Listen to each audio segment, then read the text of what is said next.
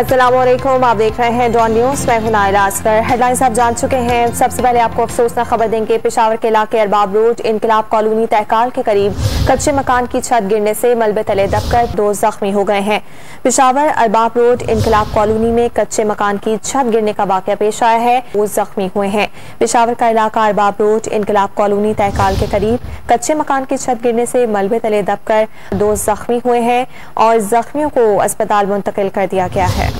पेशावर के इलाके अरबाब रोड इनकलाब कॉलोनी तहकाल के करीब कच्चे मकान की छत गिरने से मलबे तले दबकर 2 जख्मी हो गए हैं। पेशावर अरबाब रोड इनकलाब कॉलोनी में कच्चे मकान की छत गिरने का वाकया पेश आया है। 2 जख्मी हुए हैं। पेशावर का इलाका अरबाब रोड इनकलाब कॉलोनी तहकाल के करीब कच्चे मकान की छत गिरने से मलबे तले दबकर 2 जख्मी हुए हैं और जख्मियों को अस्पताल मुंतकिल कर दिया गया है। ताज़ा तरीन वीडियोस के लिए हमारा YouTube चैनल सब्सक्राइब करके बेल आइकन प्रेस करिए ताकि आपको मिले हर अपडेट सबसे पहले।